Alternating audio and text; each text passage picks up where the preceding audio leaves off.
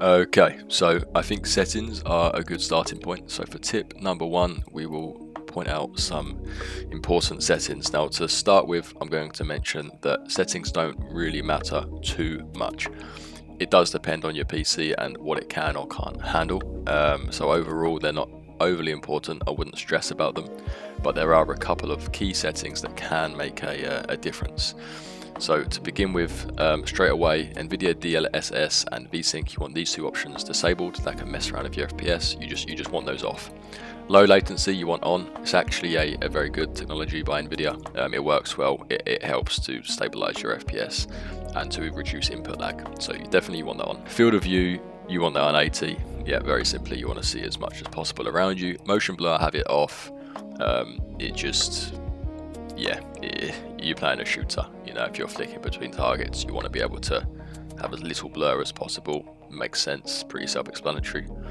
Ray tracing, I think there have been some people that have reported some issues with dynamic on Epic in crashing the game. I personally, touch wood, had no issues with this. I find this just makes the game look exceptionally beautiful, so I keep it on predominantly for that reason. Quality, I am lucky enough to have a RTX 4080, so I can afford to run every setting on Epic, but the one exception to that everybody should have the same is foliage. That should be low. That will enable you to see raiders more easily at a distance. That is it. Yeah, that's it for graphics. Now audio, there are again a couple of key settings that you're going to want to make sure you have on or off.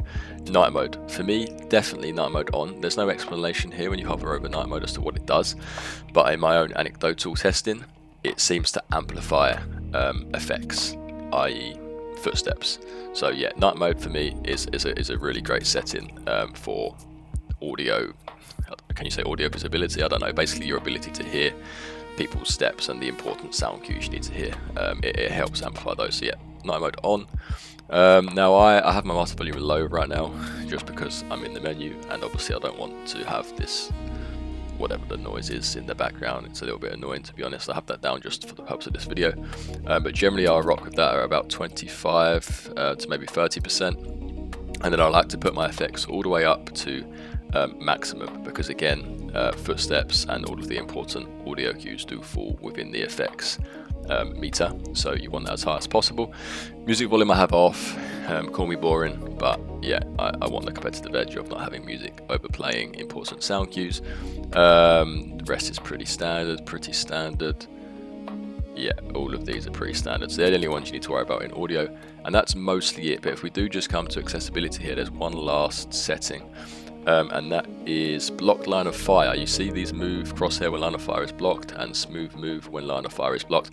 Now I have these off. The default settings are on for both of these, but I find them exceptionally annoying. If you're close to if you're peeking the corner of a wall or you're peeking around a rock, your crosshair will start moving to try and indicate to you that your line of sight is blocked, i.e. you will shoot the rock. But I come from an FPS background, growing up playing Counter-Strike, where your crosshairs were always static, and I just find this extremely off-putting. It decalibrates my aim. Yeah, I don't like it. I'd recommend having that off personally. If you do like it and it works for you, that's great, but I find it to be a bit of a distraction, so I choose for that to be off. And yeah, that is it for key settings. So tip number 2 is how to quite literally one-shot the queen with a blaze trap grenade. Key point there, that is a blaze trap grenade, not just a blaze grenade. You can one-shot a leaper with a blaze grenade, but for the queen specifically, you do need the blaze trap grenade. As you can see here, we've got Epitome here, shout out to him on YouTube, who is showcasing exactly how to take down the queen here. He put 2 blaze trap grenades on the queen, shot it once with an anvil, and there you go, 48k XP secured. Tip number 3 is a simple yet unknown tip, or quite unknown. You can survive the end game nuke, believe it or not, as long as you have called in the elevator before the time is up.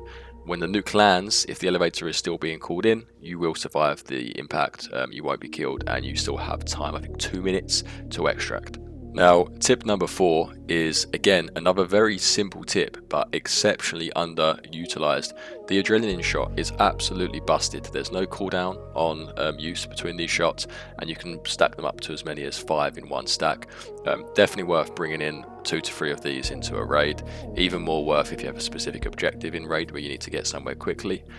For example, to unlock a security breach, which I will cover in a later tip in this video, stay tuned. You can cover 1,000 meters in distance with just 2 to 3 in, I don't know the exact timings, but I'm pretty sure it's less than 2 minutes. You know, it's quick, and you can see here in this footage I get a bit of low on stam, pop a stim, bang, straight to full again, full stam bar, and you still have about 5 to 10 seconds before my stam even starts going down again. I cover a crazy amount of distance here. Tip number 5 is zipline and ladder jumping.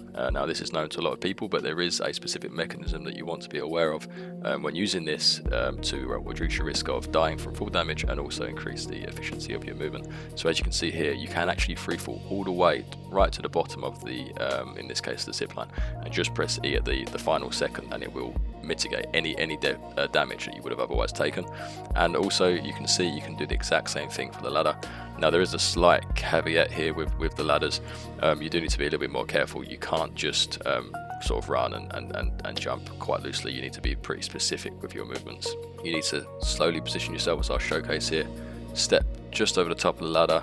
Make sure you do not jump, and let yourself drop as close to the ladder as possible, else you will be out of reach of the E. And then, yeah, same again, press E right at the end, and you will take no fall damage.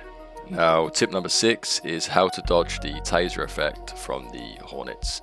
You can dodge roll, and as long as you time it correctly, you will dodge their taser. So as they line up their laser on you, it will go bright red just before the taser comes out. You'll see here a taser just comes over my shoulder that I dodge just after the red line. Yep. So you time your dodge roll just as the red laser appears on you, and you will dodge the taser. Okay, so my next tip is with regards to the skill tree. This is pretty prevalent at the minute because a lot of the hardcore players of Arc that are already level 75 have got a real head start here, and they're posted over Twitter all of their £500,000 or 500,000 coin rather extracts that seem, you know, out of this world to the rest of us. Now, there is one reason and one reason only that they are able to extract with such a high value in their loot bag, and that is because of this. On the red side of the skill tree, the security breach, which you need 36 points in survival to unlock. Now, as you can see, unfortunately, I missed the memo clearly, and I've put 17 points into mobility and 10 into conditioning, along with only 8 in survival. Now, it's worth mentioning though that it is, from what I can tell, the meta does seem to still want about 20 points in mobility. You still want to get all of these stam points, you know, these nimble climber's good, but also, yeah, marathon runner, less stamina just to move around, U4 lungs, which will increase your max stamina, and then, you know, some sprint dodge roll sort of upgrades I personally I'm quite in favour of, because I think the dodge roll is fairly strong. But yeah, the point of this tip is that security breach is broken, absolutely broken. You know, there's I'm not sure exactly how many lockers there are on each map, but I know there's at least 2 to 3. And you can quite literally go in as a free loadout, by the way. You haven't even got to go in as a main loadout. You can go in on the free loadout, just sprint straight for a security locker, which obviously most people don't have, because most people aren't level, well, I'm guessing you need to be at least level 36 here. 1 skill point per level seems to be the pattern. And yeah, you bang open a few security lockers, you're going to get from anywhere from like 50 to 150k per locker. It is broken. So yeah, if you respec, or if any points from this moment onwards, I would start trying to fill out the survival tree and work your way towards that security breach. Now, tip number 8 is with regards to the electromagnetic storm. Obviously, it is a major event, and you do have lightning on the map, but on top of that, it does seem to buff every single minor condition that is individual on all the other maps. So, for example, you get more raider caches, you get an increased amount of drones and couriers. There also seems to be an increased amount of arc as well, and obviously this is a major condition, so you are getting 2x points for trials, in conjunction with there being an increased amount of arcs, probes, raider caches. whenever you do have a trial that is to kill a certain type of arc, or maybe to loot raider caches, or even to loot husks, for example, or couriers or probes, Electromagnetic may just be the best condition to do this on, because not only is it a major condition, but it seems to have some additional buffs, if you will, on those minor conditions and those arcs there. Okay, now tip number 9, I'm combining projects with inventory space issues. Now let me explain. So if you go to your inventory here, as you can see, my expansion cost is 200,000 coins, so I'm getting, I think, near the maximum stash size. I think it's 280. In fact, this may be the last expansion that will take me to 280 before I can expand anymore. And yeah, I'm struggling for size. Every time I want to go into a free loadout, I just haven't got the space to be able to do so. I'm having to sell items that I don't really want to sell. So a little workaround for this that I have discovered is if you go to your projects, now think what you will about the project / expedition / prestige system. I know it's a little bit controversial and there are opinions on both sides, but one thing that is objectively good about it is that you can effectively use it as a storage container to some extent. Now you do, I guess, lose the items in the sense that it contributes to your caravan, but look, it's not as wasted as just deleting or selling them, in my opinion.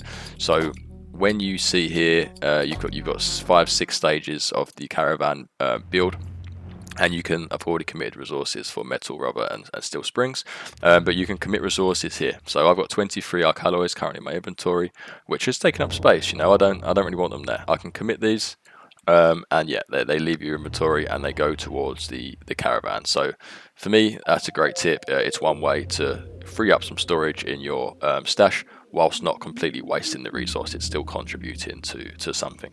Now for tip number 10, my final tip of this video, we will be going back to the skill tree, and there's a good reason for that. We are also back on the red part of the skill tree, survival. Now there is a, I don't know what we would call it, a node here, I guess, in the survival skill tree called Traveling Tinkerer. I've not got it, but this is an incredibly powerful node. So as some of you already know, you can craft in raid. You can craft some basic items in raid, bandages and shield rechargers and whatnot, with the easy to unlock node that is in raid crafting, which most of you, I'm presuming, already have. But the less known node here is the Traveling Tinkerer one. So the reason this is so special is because it allows you to craft the raider hatch key. I believe what you need is a sensor and maybe some rubber or plastic parts to craft that, and obviously they aren't the rarest things to come across. You know, you can recycle a number of items as well into sensors, so it is exceptionally handy to be able to craft the raider hatch key in raid, particularly later on in the raid when the main extracts start shutting down and there's still a few raider hatch extracts knocking about. Yeah, it could be a lifesaver. So that's my final tip there. Traveling Tinkerer could be exceptionally valuable. And that will be about it for this video then, guys. Thank you ever so much for watching. I hope you found any of the tips useful. Stay tuned for my next video. Take care.